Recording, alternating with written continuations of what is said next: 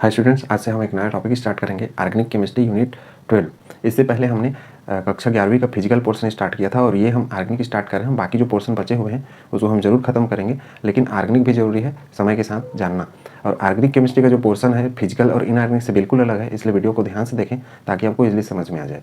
इसको हमने जो यूनिट 12 है उसको मैं 4 पार्ट में बांट रखा हूँ, तो उस हिसाब से बारी बारी से वीडियो आते जाएगा और उनको नोट करते जाएँ जिससे आपको इजीली ये समझ में आ जाए। हम सबसे पहले बेसिक केमिस्ट्री पढ़ रहे हैं, अर्थात ऑर्गेनिक केमिस्ट्री का बेसिक, जिसको हम कार्बनिक रसायन भी कहते हैं। उसके बाद हम इसका नामकरण पढ़ेंगे, IUPAC नामकरण, जो कि बहुत इंपॉर्टेंट है। उसके बाद हम इसका पढ़ेंगे GOC अर्थात जनरल ऑर्गेनिक केमिस्ट्री, जिसमें जो केमिस्ट्री के रिएक्शन होते हैं वो किस टाइप के होते हैं और किन किन फैक्टर्स पर डिपेंड करते हैं, वो सारी चीज़ें हम पढ़ेंगे स्टेप बाय स्टेप। तो हम स्टार्ट करते हैं। सबसे पहले जो ऑर्गेनिक केमिस्ट्री है उसको हिंदी में कहा जाता है कार्बनिक रसायन, और जो कार्बनिक शब्द है अर्थात ऑर्गेनिक है उसका अर्थ होता है लाइफ। अर्थात हम ये बोल सकते हैं कि जो कार्बनिक रसायन होता है उसमें हम जो जीवित प्राणी होते हैं उनके बारे में स्टडी करते हैं। तो इस हिसाब से यदि हम देखें तो अपने पास कंपाउंड को यदि हम क्लासिफिकेशन कर दें या वर्गीकरण कर दें तो कंपाउंड या यौगिक हमारे पास दो टाइप से हो सकते हैं। एक तो जीवित से जो मिलने वाला पदार्थ है वो, और दूसरा जो मरे हुए हैं अर्थात निर्जीव से मिलने वाले पदार्थ है वो। तो इस हिसाब से यदि यौगिक या कंपाउंड देखें तो अपने पास एक होता है जीवित स्रोत से मिलने वाला, जिसको हम लिविंग बॉडीज बोल सकते हैं, और दूसरा हो गया निर्जीव स्रोत अर्थात जो मृत है उनसे। तो जीवित चीज़ों से जो हमको पदार्थ मिलते हैं उन पदार्थ को हम सामान्य रूप से क्या बोल देते हैं, ऑर्गेनिक कंपाउंड या फिर कार्बनिक यौगिक बोलते हैं। और कार्बनिक यौगिक में मुख्य रूप से पाया जाता है कार्बन और हाइड्रोजन। लेकिन बहुत साल बाद ये देखा गया कि कार्बन हाइड्रोजन तो मुख्य रूप से पाए जाते हैं। मुख्य रूप से का अर्थ है कि जैसे मान लो कार्बनिक यौगिक कोई बना है और उसमें जैसे 100 अलग अलग परमाणु मिले हुए हैं, तो 100 में से कम कार्बन के परमाणु 70 से 80 हाइड्रोजन के भी वैसे ही रहेंगे। ठीक है, अर्थात दोनों को मिला देंगे कार्बन और हाइड्रोजन को, तो 70 से 80% कार्बन और हाइड्रोजन के हिस्से रहेंगे, बाकी दूसरे कंपाउंड रहेंगे। अब दूसरे कौन कौन से हो सकते हैं? दूसरे कंपाउंड इसके अलावा इसमें होते हैं ऑक्सीजन, नाइट्रोजन, सल्फर, या फिर ये हेलोजन। हेलोजन मतलब 17वां समूह, जिसमें आता है फ्लोरीन, क्लोरीन, ब्रोमीन, आयोडीन। तो उस फैमिली को हेलोजन बोलते हैं, जिसको X से दिखाते हैं। अर्थात हम किसको बोलेंगे कि कार्बनिक यौगिक वे यौगिक होते हैं जो जीवित प्राणियों से मिलते हैं अर्थात जीवित पदार्थों से, और जिसमें कार्बन और हाइड्रोजन मुख्य क्या होते हैं, तत्व होते हैं। और उसके अलावा ऑक्सीजन, नाइट्रोजन, सल्फर और हाइड्रोजन जैसे अलग से दूसरे तत्व भी पाए जाते हैं। अर्थात इनको छोड़ के और कोई चीज़ इसमें हमको नहीं मिलेगा। तो उम्मीद है यहाँ तक आपको समझ में आ गया होगा कार्बनिक यौगिक किसको बोलेंगे, या कार्बनिक रसायन। मुख्य रूप से कार्बनिक रसायन मतलब यही है, कार्बनिक मतलब जीवित चीज़, और जीवित प्राणियों में जो पाया जाएगा वो स्पेशली कार्बनिक रसायन के लिए। निर्जीव मतलब होता है अकार्बनिक, जिसमें हम जितने भी तत्व पढ़ते हैं, जैसे नाइट्रोजन हो गया, हाइड्रोजन, हीलियम, नियान, ये जो हमारा आवर्त सारणी है, तो आवर्त सारणी के जो 118 तत्व हैं, इन तत्वों को जब स्टडी हम करते हैं या उनके यौगिकों का, तो उनको हम बोल देते हैं इनऑर्गेनिक कंपाउंड। ठीक, अब कार्बनिक यौगिक देखें तो इसी तरीके से इसको हम डिफाइन कर सकते हैं कि इसमें कार्बन और हाइड्रोजन मुख्य तत्व रहते हैं, या फिर इसको अवयव बोलते हैं। अवयव अर्थात कोई भी पदार्थ किन चीज़ों से बना है अर्थात किन तत्वों से मिलकर बना है उसको अवयव कहा जाता है।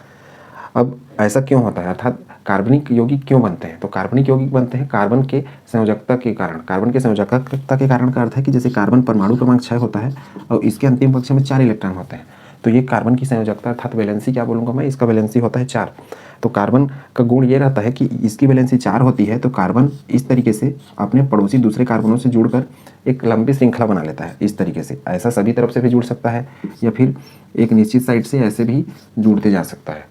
और अर्थात और ये तो 2 टाइप का हो गया। तीसरा, इस टाइप से भी कार्बन जुड़ सकते हैं आपस में ऐसे, और ऐसे टाइप का कनेक्ट हो सकते हैं, अर्थात पूरा रिंग जैसे भी बन सकते हैं, लंबा चैन भी बना सकते हैं, और सभी तरफ लंबे शाखा वाले या फिर ब्रांच वाले भी बन सकते हैं। तो कार्बन का ये गुण जो होता है अर्थात इसकी संयोजकता 4 होती है, और अपने आप ये एक कार्बन परमाणु दूसरे परमाणु से जुड़ने का गुण रखते हैं, और इस गुण को कहा जाता है कैटिनेशन अर्थात श्रृंखलन।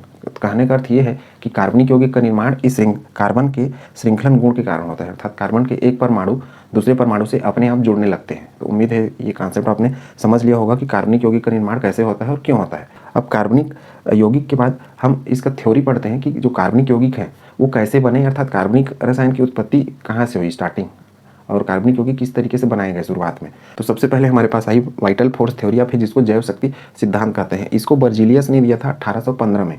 ठीक है, तो बर्जीलियस का ये कहना था कि जो कार्बनिक यौगिक है अर्थात ऑर्गेनिक कंपाउंड है वो सिर्फ जीवित प्राणियों में होते हैं। जीवित अर्थात जो जिंदा है उनमें, जिसको लिविंग बॉडीज भी कह सकते हैं। और जीवित प्राणियों में ही क्यों होता है? क्योंकि जीवित प्राणियों में एक मिस्टीरियस फोर्स होता है। मिस्टीरियस फोर्स को कहा जाता है रहस्यमयी बल। रहस्यमयी बल मतलब एक प्रकार से दैवीय टाइप का होता है, जिसके कारण क्या है, जो जिंदा या जीवित वस्तुएं हैं उन्हीं में बस कार्बनिक यौगिकों का निर्माण होता है। और इसी को बाद में जो बर्जीलियस साइंटिस्ट थे इसने कर दिया वाइटल फोर्स अर्थात जैव शक्ति, अर्थात जिंदा या जीवित चीज़ों में जो एक प्रकार से ये रहस्यमय बल है इसी को इसने जैव शक्ति कह दिया। और इसी के आधार पर इनका जो कॉन्सेप्ट था इसका नाम पड़ा वाइटल फोर्स थ्योरी। उम्मीद है यहाँ तक आपने समझ लिया होगा। अब इनका मुख्य रूप से यही कहना था बर्जीलियस का कि कार्बनिक यौगिक हमेशा जीवित प्राणियों में पाए जाते हैं, अर्थात जो मरे हुए हैं या निर्जीव हैं उसमें नहीं पाए जाते। और मुख्य रूप से इसका अर्थ ये समझा गया कि जो कार्बनिक यौगिक होते हैं उनको हम अलग से आर्टिफिशियल या फिर किसी लेबोरेटरी में नहीं बना सकते, ये इसका अर्थ था। मतलब बर्जीलियस ने ये कह दिया कि कोई भी जीवित प्राणी है सिर्फ उसी में ऑर्गेनिक कंपाउंड का निर्माण होगा,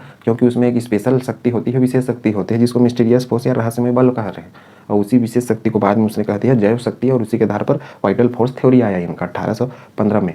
तो इसके आधार पर इसने ये कह दिया कि हम कार्बनिक यौगिकों अर्थात ऑर्गेनिक कंपाउंड को लैब में नहीं बना सकते, लेबोरेटरी में नहीं बना सकते अपने से, अर्थात हम कृत्रिम रूप से नहीं बना सकते। तो उम्मीद है यहाँ तक का कॉन्सेप्ट आपने समझ लिया होगा। इनका स्टेटमेंट लगभग 10 से 12 साल तक चलते रहा, अर्थात किसी ने ये प्रयास ही नहीं किया कि जो ऑर्गेनिक कंपाउंड, क्योंकि सब ने इसके थ्योरी को मान लिया मैक्सिमम लोगों ने कि जो कार्बनिक यौगिक है उसको तो लैब में बना नहीं सकते, वो सिर्फ जीवित प्राणियों में होता है, तो उस ओर किसी ने ध्यान नहीं दिया। और ऑर्गेनिक केमिस्ट्री को अर्थात कार्बनिक रसायन को, जो बर्जीलियस का ये थ्योरी था, इसने कम से कम 10 से 15 साल पीछे धकेल दिया, अर्थात 10 से 15 साल तक किसी ने खोज ही नहीं किया इसकी ओर, अर्थात कार्बनिक यौगिकों को हम लैब में बना भी सकते हैं।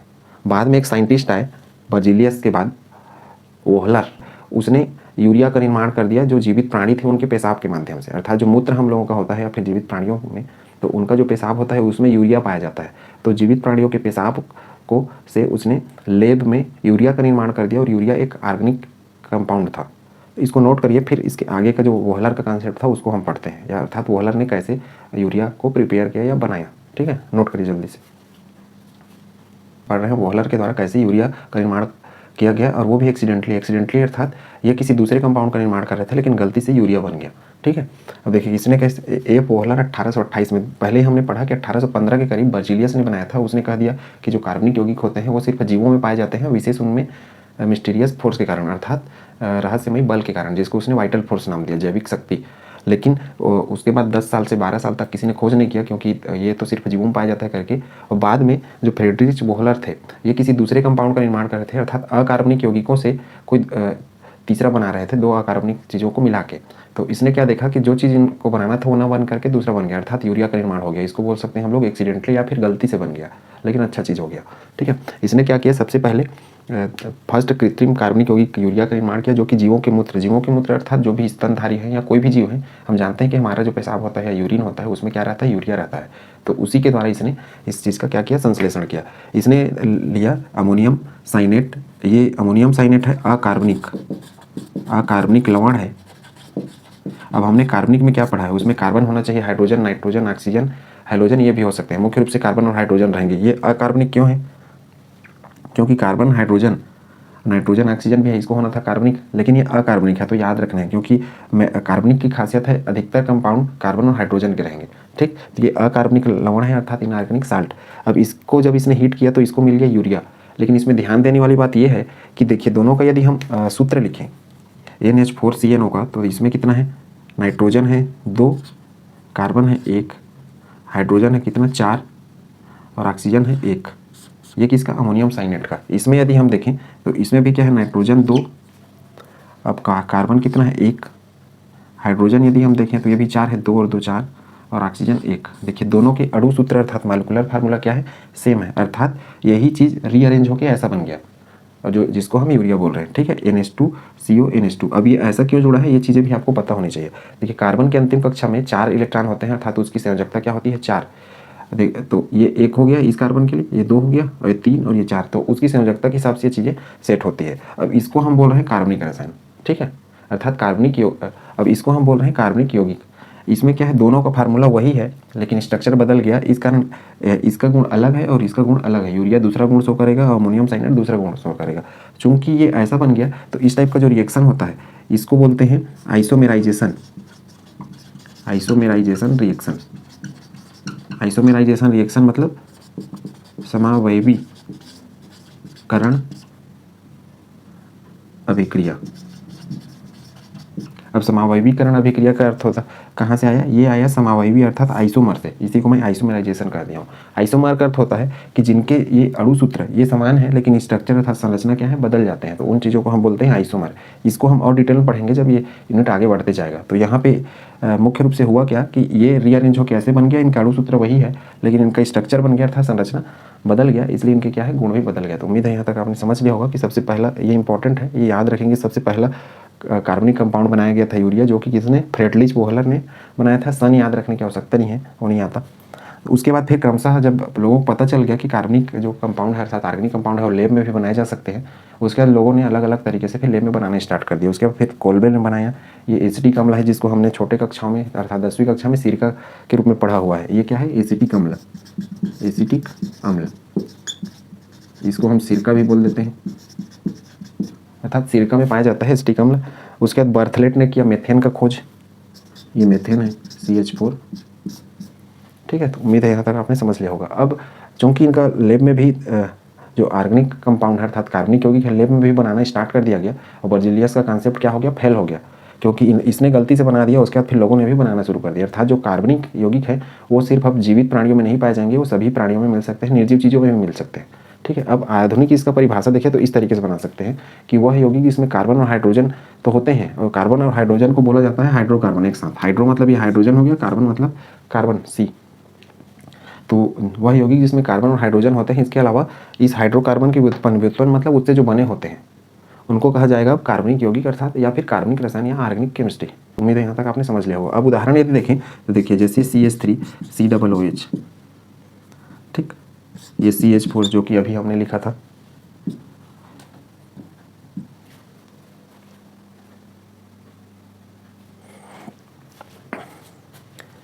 देखिए C2H5OH CH3 इस तरीके से इसके ढेर सारे उदाहरण हो सकते हैं। लेकिन अब देखिए यहाँ पे मैं ये लिखूँ CO2 तो ये कार्बनिक रसायन नहीं है, KNO3 लिखूँ ये कार्बनिक नहीं है। अब हमने कार्बनिक रसायन में क्या पढ़ा है शुरुआत में कि उसमें नाइट्रोजन, ऑक्सीजन, हाइड्रोजन ये भी हो सकते हैं, लेकिन इसमें अनिवार्य है कि कार्बन और हाइड्रोजन होना ही चाहिए। अब देखिए इसमें कार्बन है लेकिन हाइड्रोजन नहीं है, इसलिए नहीं है। इसमें नाइट्रोजन, ऑक्सीजन है, कार्बन हाइड्रोजन कुछ नहीं है, इसलिए नहीं है। तो ये हम काउंट नहीं करेंगे किसमें, कार्बनिक यौगिक में या फिर ऑर्गेनिक कंपाउंड में। ये जो है क्या है, इनऑर्गेनिक अर्थात अकार्बनिक यौगिक है। अब देखिए दूसरा एग्जाम्पल में यदि CaCO3 तो ये भी अकार्बनिक है, ठीक है। तो उम्मीद है यहाँ तक आपने समझ लिया होगा। इसके अलावा जैसे मैं ये लिखूँ NaHCO3 तो ये भी अकार्बनिक कंपाउंड है, इसमें भले ही एक हाइड्रोजन और एक कार्बन है फिर भी। तो इस टाइप की चीज़ों को आपको याद रखना है, रिमाइंड करना है। अर्थात इसमें देखिए हाइड्रोजन और कार्बन है लेकिन फिर भी ये क्या है, अकार्बनिक है, इनऑर्गेनिक है, ठीक। बाकी जो यहाँ पे लिख रखा हूँ ये सामान्य कार्बनिक यौगिक हैं, ढेर सारे हो सकते हैं, ये तो एक सिर्फ एग्जांपल है। जैसे इसको कहा जाता है एसिटिक अम्ल, ये है मेथेन, ये एल्कोहल है, एथेनॉल के नाम से इसको हमने पढ़ा हुआ है छोटे कक्षाओं में। ये बेंजीन का सूत्र है, ये क्या है, ये एथेन है, इसके बारे में और डिटेल में पढ़ेंगे। अर्थात जो कार्बनिक यौगिक है उसको अलग अलग कैटेगरी में बांटेंगे। पहला तो होता है एल्केन जिसको हम CnH2n+2 इस फार्मूला से दिखाते हैं। इसके अंतर्गत सिंगल बॉन्ड वाले आते हैं, जैसे ये CH4 हो गया, C2H6 हो गया, इस तरीके से। उसके बाद होता है एल्किन में डबल बॉन्ड वाले आते हैं। डबल बॉन्ड वाले का अर्थ है इस तरीके से CH2 डबल बॉन्ड CH2 ऐसे। इसके बारे में हम और डिटेल में पढ़ेंगे CnH2n, अर्थात आगे जैसे जैसे यूनिट बढ़ते जाएगा और डिटेल पढ़ेंगे। इसको नोट करिए। फिर इस चूंकि हमने अब क्या है डेफिनेशन पढ़ लिया कार्बनिक यौगिक किसको कहेंगे हम, जिसमें कार्बन और हाइड्रोजन रहेंगे और साथ में जो कार्बन हाइड्रोजन के व्युत्पन्न अर्थात डेरिवेटिव से मिलकर बने होंगे। व्युत्पन्न का अर्थ होता है कार्बन हाइड्रोजन से मिक्स होके मतलब कार्बन हाइड्रोजन के तो मुख्य रहेंगे लेकिन उसके साथ कुछ और मिक्स होकर यौगिक बनाए, उसको हम बोल रहे हैं डेरिवेटिव अर्थात व्युत्पन्न। इसके बाद हम पढ़ेंगे कि जो ऑर्गेनिक कंपाउंड है या कार्बनिक कंपाउंड है उनको कितने तरीके से अलग अलग कैटेगरी अर्थात वर्गों में बांट सकते हैं, अर्थात हम उसका क्लासिफिकेशन या वर्गीकरण पढ़ेंगे। इसको नोट करिए दोनों को, या ऑर्गेनिक कंपाउंड का क्लासिफिकेशन या वर्गीकरण।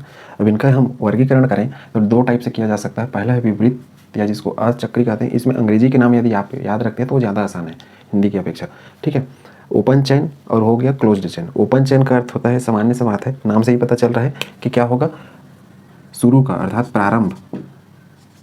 प्रारंभ का कार्बन और अंत का कार्बन खुला रहेगा,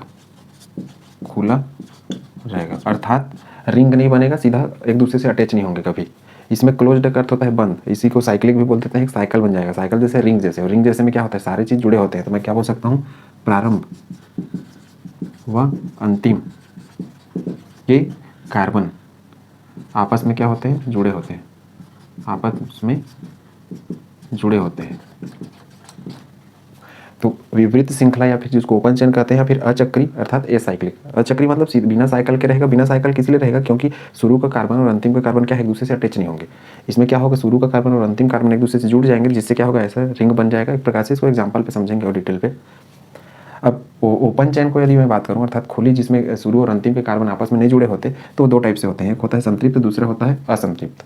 संतृप्त को अंग्रेजी में सैचुरेटेड बोल सकते हैं और असंतृप्त को अनसैचुरेटेड। अब सैचुरेटेड को हम बांट सकते, सैचुरेटेड का अर्थ है कि यहाँ पे कहीं भी जो कार्बन की वैलेंसी रहता है उसमें कमी नहीं रहती है, अर्थात वो कंप्लीट रहता है दूसरे हाइड्रोजन के द्वारा या फिर दूसरे और अन्य तत्वों के द्वारा।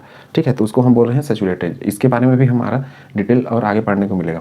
अब सैचुरेटेड का एक हिस्सा होता है, उसको बोलते हैं एल्केन, और एल्केन की खासियत रहती है इसमें हमेशा सिग्मा बॉन्ड पाया जाता है, अर्थात सिग्मा 1, जिसको CnH2n+2 ये इसका सामान्य सूत्र है, इसके द्वारा रिप्रेजेंट करते हैं। अब इसका उदाहरण यदि देखूँ तो देखिए ये CH4 है, CH4।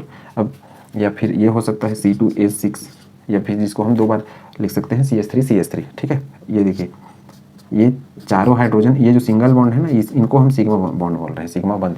तो ये सिग्मा बंध इसकी खासियत है, इसको ये एल्केन के कैटेगरी का। C2H6 दो कार्बन लगाओ, ये 3 हाइड्रोजन। यहाँ ये रखना है, अर्थात ध्यान ये रखना है कि जो कार्बन है उसकी संयोजकता 4 होनी चाहिए। देखिए 1 2 3 4, 1 2 3 4। ठीक, तो ये जो बॉन्ड है ये इसको सिग्मा बॉन्ड बोल रहे हैं। तो उम्मीद है चीज़ें आपने समझ ली होंगी। इसको क्या कहते हैं, ये है मेथेन, इसको बोलते हैं मेथेन। ये दलदल में पाया जाता है, या फिर गोबर गैस जो रहता है उसमें पाया जाता है, मार्स गैस भी कहते हैं इसको। ये होता है एथेन। ठीक, इसमें क्या है, सिंगल बॉन्ड। ठीक, अर्थात हम क्या बोल सकते हैं, इस हमको यहाँ पे क्या बंध मिलता है, एकल बंध, एकल बंध, या फिर इसको हम और क्या बोल सकते हैं, सिंगल बॉन्ड। अर्थात इनके बीच में ऐसे सिंगल बॉन्ड। तो सिंगल बॉन्ड वाले सब किस में आएंगे, एल्केन में आएंगे। अब देखिए असंतृप्त अर्थात अनसैचुरेटेड, इसमें क्या है, कार्बन की वैलेंसी कंप्लीट नहीं रहती, अर्थात उसमें डबल या ट्रिपल बॉन्ड लग जाता है। तो उसमें इसमें क्या रहेगा, पाई बंद रहेगा। कहने का अर्थ है पाई बंद कब रहता था, जब सिग्मा रहता था तभी पाई बंद बनता था। इसको हमने किस में पढ़ा है, हमने केमिकल बॉन्डिंग वाले चैप्टर में पढ़ा है कि सिग्मा अकेले रह सकता है लेकिन पाई सिग्मा के साथ ही रहेगा। तो यहाँ पाई बंद का अर्थ यही है कि साथ में रहेंगे। अब एल्किन का फार्मूला ये होता है CnH2n, और इसका होता है CnH2n-2, जिसको ये सबको हम आगे और डिटेल में पढ़ेंगे पूरा। अब एल्किन इसमें होता है डबल बॉन्ड, ये कार्बन और कार्बन के बीच में, और यहाँ होता है ट्रिपल बॉन्ड, कार्बन और कार्बन के बीच में। और डबल बॉन्ड मतलब एक सिग्मा एक पाई, ट्रिपल का अर्थ है एक सिग्मा और 2 पाई। ठीक है, ट्रिपल मतलब त्रिबंध। अब इसका उदाहरण यदि हम लें तो इसका उदाहरण ये होता है CH2 डबल बॉन्ड CH2, इसको बोलते हैं एथिलीन। इसी का बहुलक जो होता है वो पॉलीथीन बनता है। ठीक है, जिसको पॉलीएथिलीन बोलते हैं। और इसमें बनेगा CH ट्रिपल बॉन्ड CH, इसको बोलते हैं एसीटिलीन। एसीटिलीन यह एक गैस होता है, फलों को पकाने का काम आता है, या फिर इस गैस के द्वारा हम वेल्डिंग जो मशीनें होती हैं, वेल्डिंग किया जाता है, वो भी इस गैस के द्वारा किया जाता है, जो गैस वेल्डिंग होता है वो। तो उम्मीद है आपने ओपन चैन या फिर एसाइक्लिक कंपाउंड समझ लिया होगा, किस टाइप से इसको क्लासिफिकेशन करना है। एक ओपन एक क्लोज्ड। ओपन का खासियत है खुले रहेंगे दोनों साइड। देखिए यहाँ हमने लिखा है, इसीलिए प्रारंभ का कार्बन और अंत का कार्बन क्या रहेगा, खुला रहेगा, कभी एक दूसरे से जुड़ा नहीं रहेगा। देखिए ओपन है पूरा खुला, ये सब भी एक दूसरे से अटैच है। देखिए इसके बाद भी इधर दूसरी चीज़ें अटैच हो सकती हैं यदि इस हाइड्रोजन को हटा दिया जाए। तो इस टाइप की चीज़ों को हम बोल रहे हैं ओपन, अर्थात एक ऐसे श्रृंखला बन जाएंगे इस टाइप से। क्लोज्ड का या फिर साइक्लिक, साइक्लिक मतलब है साइकिल जैसे बन जाना। अब इसमें प्रारंभ और अंतिम के कार्बन आपस में जुड़ जाएंगे। अब इसको हम दो टाइप से बांट सकते हैं, एक होता है समचक्री, दूसरा होता है विषमचक्री। समचक्री का अर्थ है यहाँ पे केवल कार्बन व हाइड्रोजन होंगे। होमो का अर्थ होता है समान, कार्बन और हाइड्रोजन होंगे, अर्थात ये जो यौगिक बनेगा समचक्री यौगिक, उसमें सिर्फ कार्बन और हाइड्रोजन रहेंगे, नाइट्रोजन, ऑक्सीजन, हाइड्रोजन ये सब या फिर सल्फर कुछ भी नहीं रहेगा, इसलिए इसको हम बोल रहे हैं समचक्री। ठीक है, उम्मीद है चीज़ें आपने समझ ली होंगी। इसको देखिए, अब समचक्री इसमें क्या लिखा, केवल कार्बन और हाइड्रोजन होंगे। अब समचक्री को दो टाइप से बांट सकते हैं, एक होता है एलिसाइक्लिक, दूसरा होता है एरोमेटिक। अब एलिसाइक्लिक हम किसको बोलेंगे, साइकिल तो बनेगा, साइकिल मतलब आपस में जुड़ेंगे, जैसे देखिए इस तरीके से ये। अब इनके सबके नाम होते हैं अलग अलग, इसको बोलते हैं साइक्लोहेक्सेन, इसको साइक्लोब्यूटेन बोलते हैं, इसको साइक्लोप्रोपेन बोलते हैं। ठीक है, ये क्या है, साइकिल है इसलिए साइक्लोब्यूटेन, ब्यूटेन 4 कार्बन है इसलिए इसको साइक्लोहेक्सेन, साइक्लोहेक्सेन या फिर ये ऐसा भी हो सकता है, साइक्लोब्यूटीन बोलेंगे इसको। ठीक, तो ये क्यों ऐसा हम बोल रहे हैं इसको, जब हम IUPAC नामकरण शुरू करेंगे 1-2 वीडियो के बाद तो आपको स्पष्ट समझ में आ जाएगा। फिलहाल अभी तो आपको इनको याद करना पड़ेगा, क्योंकि अभी अंडरस्टैंड नहीं हो पाएगा जब तक हम नामकरण नहीं स्टार्ट करेंगे। ठीक है, क्योंकि अभी जो मैं बता रहा हूँ 3 से 4 2 या 3 वीडियो बेसिक का रहेगा, उसके बाद हम पूरा पढ़ेंगे IUPAC नामनक्लेचर। तो इनको फिलहाल अभी याद रखते जाएँ, फिर आपको आगे समझ आए। एलिसाइक्लिक मतलब देखिए साइकिल तो बन रहा है, साइकिल मतलब अंतिम और शुरू के कार्बन क्या है, आपस में जुड़ गए हैं। जैसे मैं इसको शुरू बोलूँ तो इधर वाले को अंतिम, तो आपस में अटैच हो गया, साइकिल बना। साइक्लिक क्या, क्लोज्ड। इस टाइप की चीज़ों को क्लोज्ड बोल रहे हैं। एलिसाइक्लिक में इस टाइप का रहेगा। और एरोमेटिक, अब इसमें हम अंतर कैसे करेंगे, हम अंतर इसके लिए जब GOC पढ़ना स्टार्ट करेंगे, जनरल ऑर्गेनिक केमिस्ट्री, जिसमें नियम पढ़ेंगे कब किसको एरोमेटिक बोलेंगे या एलिफेटिक बोलेंगे, उस आधार पर। एरोमेटिक में रिंग तो बनेगा, लेकिन सब एरोमेटिसिटी एक हुकेल का नियम होता है, वो सबका पालन करेंगे। जैसे ये एरोमेटिक है, इसको बेंजीन बोलते हैं, जिसका सूत्र हमने C6H6 और पहले पढ़ा भी था। ठीक है, और इसको बोलते हैं नेप्थलीन, इस तरीके से। देखिए 1 2 3 हो गया, ये 4 ये 5, इसको बोलते हैं नेप्थलीन। नेप्थलीन नेप्थलीन ये एक प्रकार से डामर गोली कहा जाता है, जो सेप्टिक टैंक में उपयोग करते हैं। सफ़ेद कलर का कलरफुल गोली वही है, उसका सूत्र है ये। और ये है बेंजीन। बेंजीन, ये सब के बारे में भी हम डिटेल में पढ़ने वाले हैं। एक चीज़ और याद रखें, ये तो एरोमेटिक है, एरोमेटिसिटी का गुण दिखाएगा, हुकेल के नियम का पालन करेगा, जिसके बारे में डिटेल में हम और पढ़ेंगे। यहाँ फिलहाल इनका उदाहरण याद रखना है। उदाहरण और भी हो सकते हैं आपके बुक में, उनको लिख सकते हैं अपनी सुविधा के अनुसार। तो ये इसके लिए और ये एरोमेटिक वाला ये इसके लिए। अब एरोमेटिक, और देखिए यहाँ पे क्या है, अचक्री, इसको एलिफेटिक भी कहते हैं, एलिफेटिक। ठीक, इसका एक और नाम है एलिफेटिक है, तो ये याद रखें। तो एरोमेटिक और एलिफेटिक, एलिफेटिक मतलब ये अचक्री वाले हैं इधर के, और एरोमेटिक मतलब ये पूरे रिंग वाले हैं, लेकिन सब में बॉन्ड बना है। ये जो दिख रहे हैं ये पाई बन रहे हैं। ठीक है, इसको और मैं स्ट्रक्चर जब बनाने स्टार्ट करूँगा तो आपको इजीली समझ में आ जाएगा कैसे इन चीज़ों को करते हैं। कहने का अर्थ है कि आप स्टेप बाय स्टेप पढ़ते जाएं, आपको इजीली समझ में आ जाएगा, कहीं पे कोई दिक्कत नहीं होगा। शुरू में जरूर अटपटा लगेगा, लेकिन आपको आदत बनाना पड़ेगा और रेगुलर पढ़ना पड़ेगा। ठीक है, समचक्री अर्थात होमोसाइक्लिक, अर्थात इसमें हमने क्या पढ़ा, सिर्फ कार्बन और हाइड्रोजन होंगे। तो देखिए सिर्फ कार्बन अर्थात ये सब में, ये जो जितने कॉर्नर है ना, ये सब में कार्बन रहते हैं और उसी के साथ हाइड्रोजन अटैच रहते हैं, जुड़े रहते हैं। अब इसमें यदि बात करूँ विषम चक्री, हेट्रो का अर्थ होता है अलग या हट के। तो विषम चक्री मतलब इसमें कार्बन व हाइड्रोजन के अलावा, मतलब कार्बन हाइड्रोजन तो रहेंगे, साथ में क्या मिलेंगे, नाइट्रोजन, ऑक्सीजन, सल्फर या फिर हैलोजन जैसे परमाणु, ये भी क्या रहेंगे, जुड़े रहेंगे। अब इसमें ये पहला उदाहरण है पाइरोल, इसको बोलते हैं। ये पिरिडीन है, नाइट्रोजन आ गया। देखिए ये जितने कॉर्नर हैं सब में कार्बन लगे हुए हैं और साथ में हाइड्रोजन भी लगे हुए हैं, इसको बोलते हैं फ्यूरेन। इसी तरीके से एक और बन सकता है, सल्फर को यदि जोड़ दूँ तो इसको हम बोलते हैं थायोफिन। थायोफिन, ठीक है, इसको बोलते हैं थायोफिन।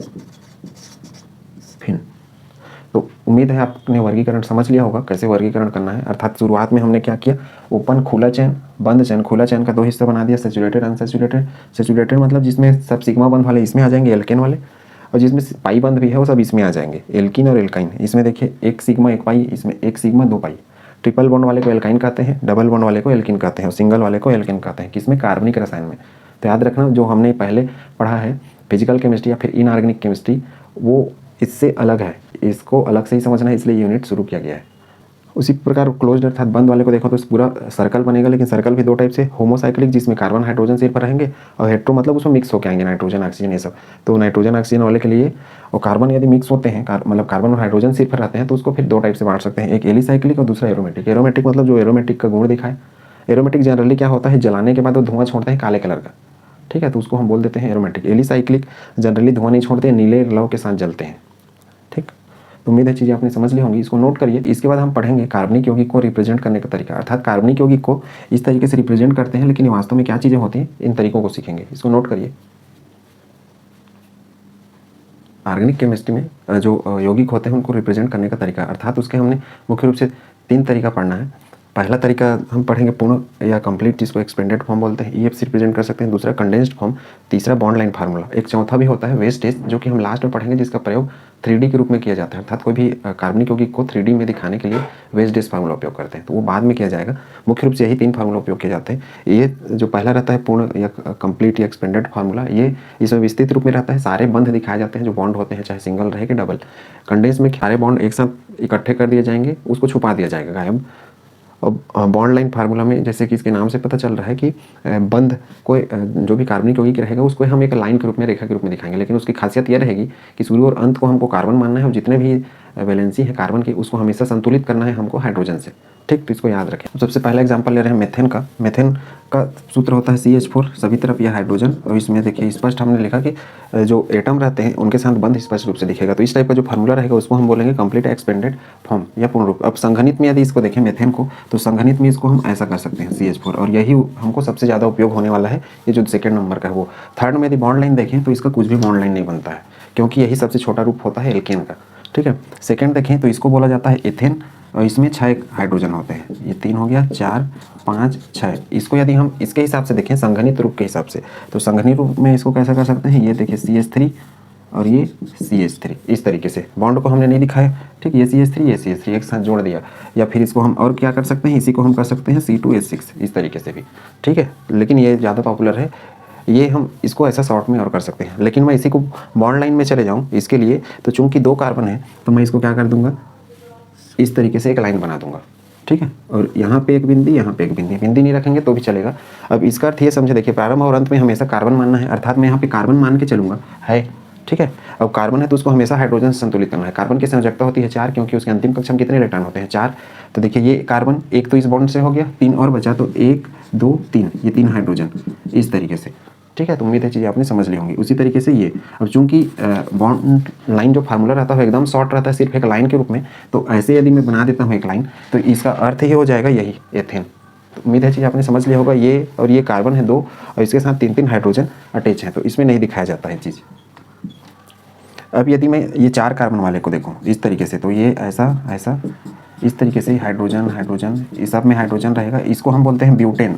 ठीक है, जिसको हम एल्केन की कैटेगरी में जब और पढ़ना स्टार्ट करेंगे तो इसका अर्थ भी आपको समझ में आने लगेगा कैसे बनता है। फिलहाल अभी आपको समझना है कैसे इसका फार्मूला बनाते हैं। ये है ब्यूटेन। अब ब्यूटेन चूंकि इसमें 4 कार्बन है और जो कंडेंस्ड फॉर्म रहता है उसमें क्या करते हैं, हम फार्मूला को छोटा कर देते हैं, तो इसको हम इस तरीके से लिखेंगे CH3। अब देखिए बीच में CH2 2 बार है, तो इसको हम लिख सकते हैं और छोटा रूप में CH2 और ब्रैकेट के बाहर 2 और ये फिर CH3। तो उम्मीद है आपने समझ लिया होगा। देखिए CH2 मतलब ये CH2 और CH3 के लिए ये दोनों CH3, तो इसका कंडेंस फॉर्म। अब इसको हम इस तरीके से बॉन्ड लाइन में देखना चाहें तो बॉन्ड लाइन में हम इसको बना सकते हैं ऐसे। अब ऐसा क्यों, हमने ऐसा क्यों नहीं किया, ऐसा करेंगे तो सिर्फ हमको 2 कार्बन दिखेगा, ठीक, शुरू और अंत। अब ऐसा हमने मोड़ दिया, मोड़ना जरूरी था, क्योंकि जितना जगह मुड़ेगा ये उतना जगह हम कार्बन लगाएंगे। 1 कार्बन, 2 कार्बन, 3 कार्बन, 4 कार्बन, और सबके साथ हम हाइड्रोजन अटैच करेंगे, 3 हाइड्रोजन इसके साथ, तब उसकी संयोजकता 4 होगी।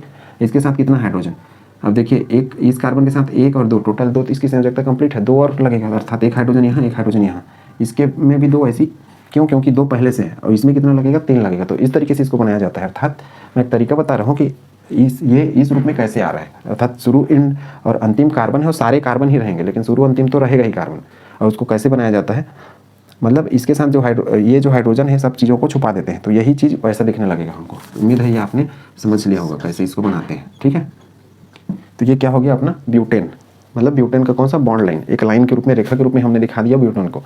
ठीक, ऐसे ही आप अपने नामों के लिए भी बना सकते हैं स्पेलिंग के रूप में। जैसे मैं मान लो ऐसा लिख देता हूँ, इस तरीके से N लिख देता हूँ, ठीक है, तो इसका अर्थ भी हो जाएगा 1, 2, 3, 4। इसको हम ऐसा भी लिख सकते हैं, उससे फर्क नहीं पड़ता, इसको हम ऐसा भी लिख सकते हैं।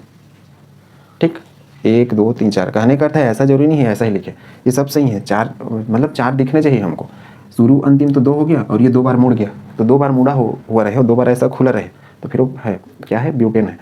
5 कार्बन वाला करूँगा तो क्या करना रहेगा मुझे, ऐसा ऐसा ऐसा, तो देखिए 1, 2, 3, 4, 5, 6 कार्बन वाला बन गया। 5 कार्बन वाला रहेगा तो ऐसा। तो उम्मीद है आपने ये चीज़ें समझ ली होंगी कैसे बॉन्ड लाइन वाले को बनाना है। ठीक, मतलब आप जो अंग्रेजी का स्पेलिंग रहता है वो सबके अल्फ़ाबेट के लिए भी आप ऐसा बना सकते हैं कोई भी, और सबका अर्थ भी निकल जाएगा केमिस्ट्री के हिसाब से। ठीक है, ये तो एक सरल तरीका था। इसके बाद यदि हम दूसरा तरीका देखें इसमें, जैसे मैं लिख दूँ ये CH3 और ये हो गया CH2 और ये O और ये H, इसको बोलते हैं अल्कोहल अर्थात एथिल एल्कोहल, एथेनॉल इसको बहुत पढ़ते हैं, एथिल एल्कोहल। एथिल एल्कोहल को इसके हिसाब से देखें तो ऐसा दिखेगा बंद हमको, ये CH3 CH2 OH अलग अलग। अब इसमें मैं यदि करूं तो इसमें हम करें तो ये CH3 CH2 OH ऐसा आपस में, या फिर इसको और शॉर्ट में C2H5OH कैसे करेंगे। देखिए 2 कार्बन को जोड़ दे तो C2 और 3 हाइड्रोजन और 2 हाइड्रोजन 5 हो गया, तो H5 और OH, इस हाइड्रोजन को यहाँ नहीं जोड़ना है, वो OH अलग है, वो एल्कोहल के लिए OH है। ठीक, अब इसको हम इसके रूप में ढालें तो कैसा डालेगा, देखिए 2 कार्बन है, 1 2, ठीक है 2 कार्बन, उसके बाद क्या है OH है, तो मैं इस तरीके से OH लगाऊंगा। या फिर इसी को और कैसे कर सकते हैं, ऐसा भी OH कर सकते हैं, मतलब 2 कार्बन के लिए 2 जगह होना चाहिए, एक ये हो गया और एक ये हो गया, अंत में OH। अर्थात यदि सिर्फ ऐसा कार्बन पूरा कार्बन ही कार्बन वाला केस है तो ऐसा हम मानेंगे शुरू और अंत को कार्बन, यदि हमको सूत्र ऐसा मिल गया इस टाइप से OH वाला तो हम शुरू और अंत को कार्बन नहीं मानेंगे, अंत में ये जुड़े रहेगा। तो उम्मीद है कॉन्सेप्ट आपने समझ लिया होगा कैसा है, मतलब एक कार्बन यहाँ एक कार्बन यहाँ। अब यहाँ कार्बन की संयोजकता कितनी होती है 4, तो 2 ये और 2 इस हाइड्रोजन के साथ और जुड़ेगा, मतलब इस कार्बन के साथ 2 और हाइड्रोजन छुपा रहेगा जिसको नहीं दिखाया जाता है, और इसके साथ कितना 3। तो उम्मीद है ये कॉन्सेप्ट आपने समझ लिया होगा कैसे करना है। अर्थात इसको हम इस तरीके से OH लिख रहे हैं, या फिर इसको और कैसे लिख सकते हैं, और भी अलग अलग तरीके हो सकते हैं इसको लिखने के, लेकिन लाइन के रूप में इनको दिखाया जाता है। तो उम्मीद है इतनी उदाहरण आपने समझ लिया होगा। ये हम इसको A नाम दे सकते हैं, इसको B, इसको C, इसको D, ये चारों उदाहरण लिखिए तीनों फॉर्म में। ये तीनों फॉर्म हम एक साथ पढ़ रहे हैं। इसके बाद हम और एग्जाम्पल देखते हैं डबल या ट्रिपल बॉन्ड वाले, ठीक है, नोट करिए।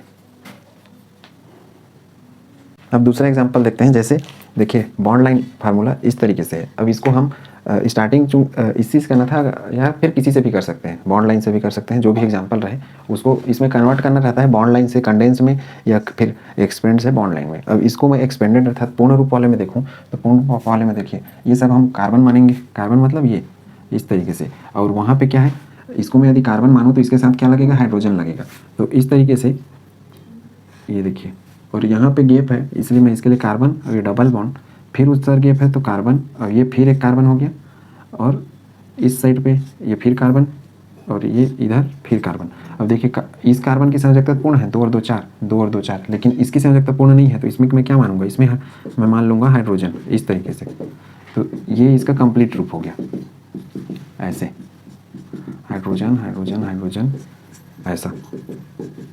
अब इसको हम कंडेंस रूप में बनाना चाहें, कंडेंस अर्थात एक साथ, तो हमको ऐसे दिखेगा C, देखिए CH3 कितना बार है, 2 बार है, ठीक है। बॉन्ड तो वही रहेगा डबल बॉन्ड, सिंगल बॉन्ड को चिपका देते हैं लेकिन डबल बॉन्ड दिखना चाहिए। C ये हो गया, अब इसके बाद क्या है CH3 है, और ये कितना बार है, 2 बार है, और ये C फिर CH3 ये भी कितना बार है, 2 बार है। ऐसा कर सकते हैं, या फिर दूसरा तरीका ये भी कर सकते हैं C डबल बॉन्ड C, और यहाँ पे ये CH3 CH3 CH3 CH3, ठीक। इसमें सारे हाइड्रोजन सारे चीज़ ओपन है, इसमें क्लोज हो गया है, तो ऊपर वाला भी उपयोग कर सकते हैं, नीचे वाला भी तरीका उपयोग कर सकते हैं। तो उम्मीद है चीज़ें आपको समझ में आ गई होंगी, ठीक है।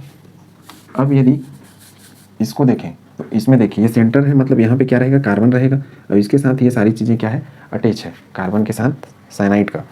मतलब इसको हम यदि पूर्ण रूप से लिखना चाहें ये वाली लाइन के लिए, तो मैं लिख सकता हूँ बीच में कार्बन, और उसके बाद ये साइनाइड है, लेकिन कार्बन की संयोजकता कितनी होती है 4, तो ये कार्बन क्या होगा, इस नाइट्रोजन के साथ 1 2 3 बंद के साथ जुड़ेगा। ऐसा क्यों, क्योंकि एक तो इधर जुड़ गया है तो टोटल हो गया 4। वैसे ये कार्बन इस नाइट्रोजन के साथ 3 बॉन्ड के साथ जुड़ेगा, ये कार्बन इसके साथ 3, ये कार्बन इधर वाले नाइट्रोजन के साथ 3।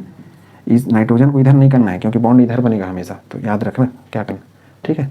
अब इसको संघनित रूप में यदि करें अर्थात कंडेंस फॉर्म में, अर्थात एक साथ सारे बॉन्ड को हटा के, तो ये कैसे दिखेगा, ये कार्बन ऐसा हो गया, और ये साइनाइड, साइनाइड कितना टाइम है 4 बार, तो ये इस तरीके से CCN4।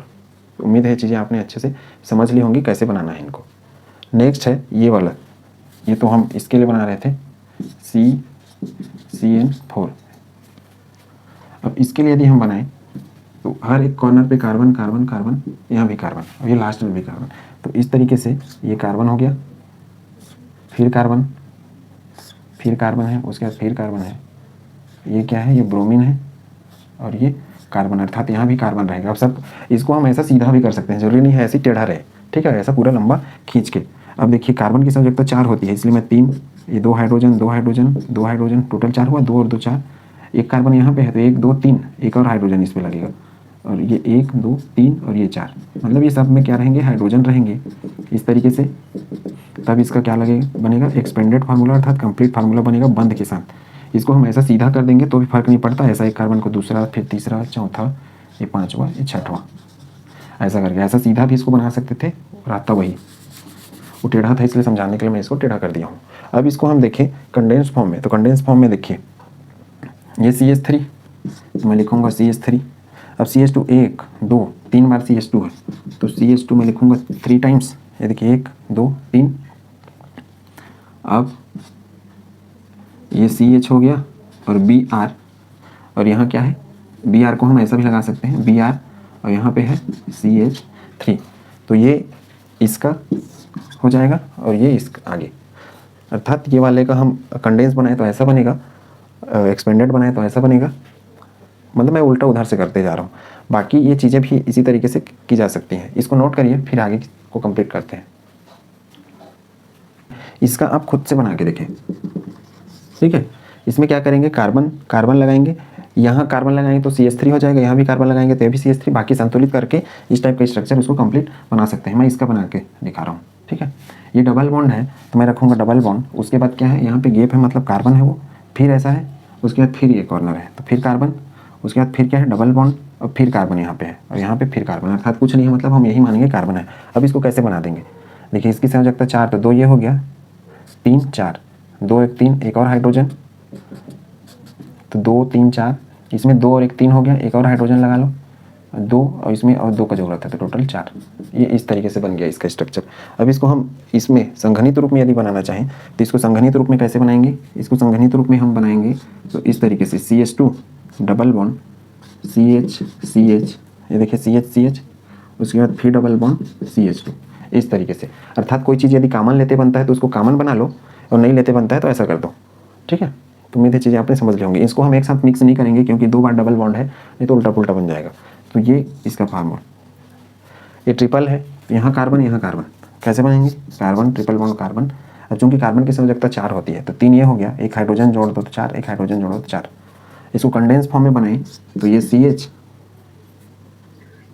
और ट्रिपल बॉन्ड CH, इस तरीके से। तो उम्मीद है आपने समझ लिया होगा कैसे इसको बनाना है, या फिर इसको हम इस तरीके से भी कर सकते हैं, लेकिन ऐसा करना ये ठीक नहीं होगा, हम इस तरीके से बनाएंगे इसको। उम्मीद है आपने ये तीनों तरीके समझ लिए होंगे कैसे किसको कन्वर्ट करना है करके। बॉन्ड लाइन का खासियत है कि इसमें शॉर्ट में कोई भी चीज़ को बता देते हैं ना, तो कोई भी कार्बन हाइड्रोजन शो नहीं करना पड़ता, जो नहीं शो है उसको हम कार्बन या हाइड्रोजन मान लेते हैं। हर एक कॉर्नर पे कार्बन होता है और उसको बैलेंस करते हैं हाइड्रोजन की सहायता से। इसकी खासियत होती है कम जगह में इसको ज़्यादा बड़ा लिखा जा सकता है कॉमन रूप में, और ये बहुत बड़ा जगह लेता है, छोटे जगह में ये नहीं आता। अब उम्मीद है तीनों फार्मूला आपको समझ में आ गया होगा। इसको अब ये आपका होमवर्क है, इसको बनाइए कि इसमें क्या फार्मूला आने वाला है तीनों रूप में। मैं ये बॉन्ड लाइन लिख रखा हूँ, और साथ में एक तीसरा है इस तरीके से, इसको भी बना लिए। अर्थात ये आपका होमवर्क, ये भी और ये तो है, इसको खुद से बना के देखिए, ठीक है। तो ये चारों को आप होमवर्क के रूप में करें, बाकी इसको नोट करिए। उसके बाद हम सीखते हैं कि रिंग फॉर्म में, अर्थात जो साइकिल के फॉर्म में रहता है, उसका फार्मूला कैसे बनाते हैं तीनों तरीके से। जैसे सबसे पहले है बेंजीन, इसको C6H6 सूत्र के रूप में लिखते हैं, लेकिन बॉन्ड लाइन इसका ये है। अब इसको हम पूर्ण रूप से यदि देखें तो जो बेंजीन होता है वो वास्तव में ऐसा है, ये तो है ही, और ये ऐसा अल्टरनेशन में, ये कहीं भी हो सकता है, और साथ में हर एक जगह पे कार्बन है चूंकि ऐसे। और कार्बन की संयोजकता कितनी होती है, 4 होती है, 2 और 1 3, हर एक के साथ एक एक हाइड्रोजन इस तरीके से अटैच रहेगा। इसका और कंडेंस फॉर्म में यदि इसको देखें तो कंडेंस फॉर्म में ये हमको इस तरीके से मिलेगा। इसको बोलते हैं साइक्लोहेक्सेन, साइकिल के रूप में है इसलिए। अब इसको हम इस रूप में बनाएं तो ये ऐसा रहेगा, और हर जगह कार्बन है, ये देखिए। अब इसमें ये सब डबल बॉन्ड था, इस रिंग को हमने ऐसा कर दिया।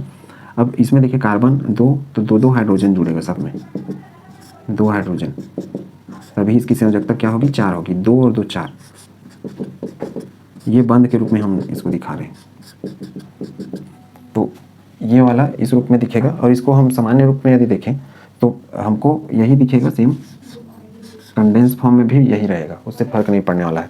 इसको भी हम कंडेंस फॉर्म में ऐसा ही लिखते हैं, अर्थात जो विस्तृत है पूर्ण रूप, इसमें इसको हम फैला रहे हैं, और कंडेंस फॉर्म में यही चीज़ सेम है। यदि हम तीसरा को देखें तो तीसरा भी ये हमको ऐसा ही मिलेगा, कंडेंस अर्थात छोटे रूप में भी, लाइन के रूप में भी। यदि हम इसको फैला दें तो ये हमको कैसे दिखेगा, ऐसे। देखिए हर जगह कार्बन। अब देखिए 2 और 1 3, इसमें 1 हाइड्रोजन, 2 और 1 3, 1 हाइड्रोजन, टोटल 4 हो गया। अब देखिए 2 तो 2 हाइड्रोजन लगाऊंगे यहाँ पे, 2 तो 2 हाइड्रोजन, टोटल 4 होगा कार्बन का। अब 2 फिर 2 हाइड्रोजन, 4 2 फिर 2 हाइड्रोजन। तो इस तरीके से इसको विस्तृत रूप में ऐसा बना सकते हैं। इसको आप स्वयं से बना सकते हैं, इस तरीके से ये हो जाएगा। हर जगह कार्बन लगाएंगे, ये इसी तरीके से है सेम। और ये जरूरी नहीं है ऐसा ही रहे, ये पूरा सर्कल में घूमते रहता है। इसको हम यहाँ भी, मतलब यहाँ भी कर सकते हैं, यहाँ भी कर सकते हैं, ऐसे ही। अर्थात एक एक की गैप में डबल बॉन्ड होना चाहिए, फर्क नहीं पड़ता, ऐसे ही लिखें। दूसरे तरीके से भी आप इसको लिख सकते हैं, घूमते रहता है गोल। तो उम्मीद है आपने ये फॉर्म बनाना सीख लिया होगा। अब नेक्स्ट टॉपिक में हम बात करेंगे डिग्री ऑफ कार्बन, अर्थात कार्बन के कितने टाइप हो सकते हैं इस फॉर्म के आधार पर। इसको नोट करिए। आज के लिए बस इतना ही। Thank you.